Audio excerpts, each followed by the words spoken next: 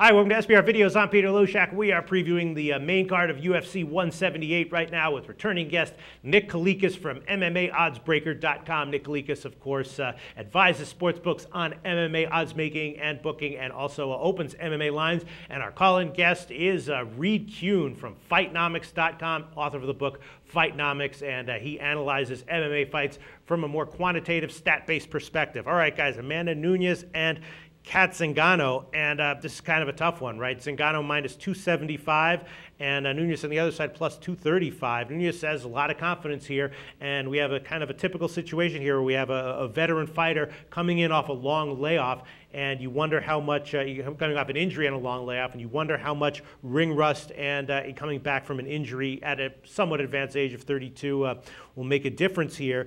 Considering how little data we have on these fighters, and the layoff for Zingano and the line, I'm thinking it's either dog or pass here. Nunes plus 235. Reed Kuhn, do you agree with that?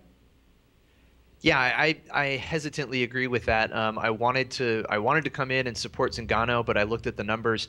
Only one fight worth of data between the two of them. Well, Zingano has one fight, Nunes has two. But Nunes, her striking stats were actually very good, and Zingano, her head strike defense in her first fight against Miesha Tate was not just below average, it was terrible. Mm-hmm. She was getting hit a lot. She managed to win and finish that fight, but she looked a little off at the start. Maybe that was emotions. It was her debut. She was clearly emotional on the walk to the cage.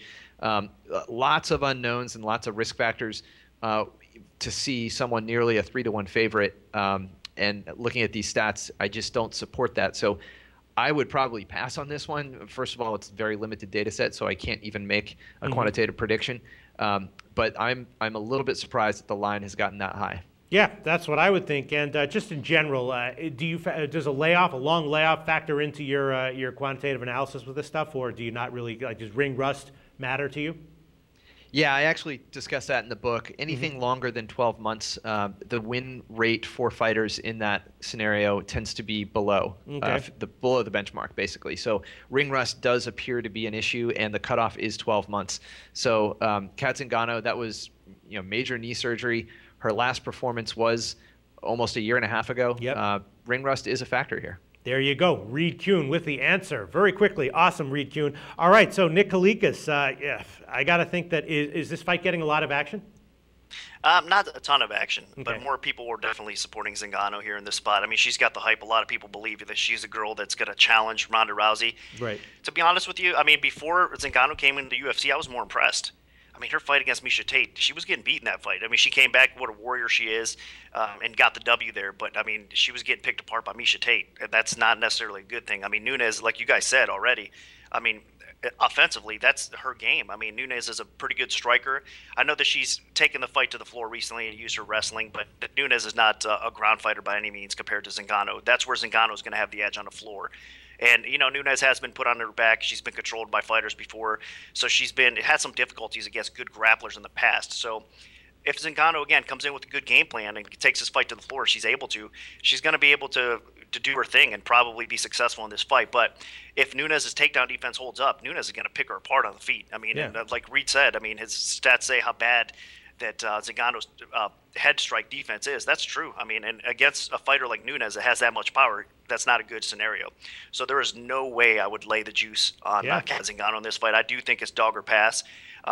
With the layoff, like you guys said, I mean, with the injuries, everything that's come into play here. And let's not forget, I mean, her husband committed suicide too along the way. So, I mean, that has to have some mental issues. I mean, she's seemed to be in a good spot with all the interviews or whatnot that we've seen, but that's our view of things. Who knows what it's really like? I mean, that's some hard stuff to deal with as well. So I would not recommend, even in a parlay, Cat Zingano. I think that this is a letdown spot, honestly. But the UFC put her in this position to get the W. I mean, I think they kind of favorably match this fight for Zingano because they know that she's a dominant grappler, and they know that that's Amanda Nunes' weakness a little bit against good grapplers.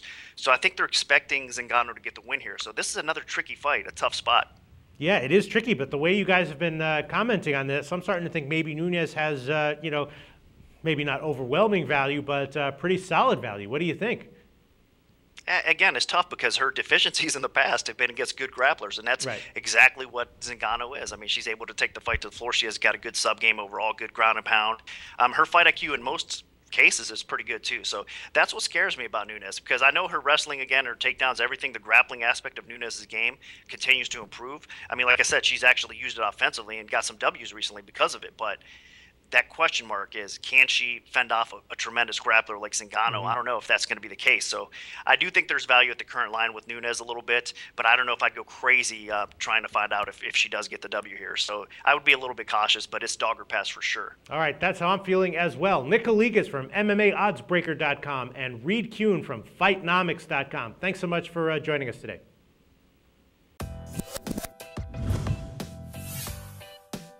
The SBR Network offers free sports picks and game breakdowns, big money free betting contests year-round, a real-time Vegas-style odds monitoring service, and much more. So come see for yourself. To stay updated on SBR news and promotions, follow us on Twitter, Facebook, and Google+, and do be sure to subscribe to the Sportsbook Review YouTube channel to catch all our daily sports shows.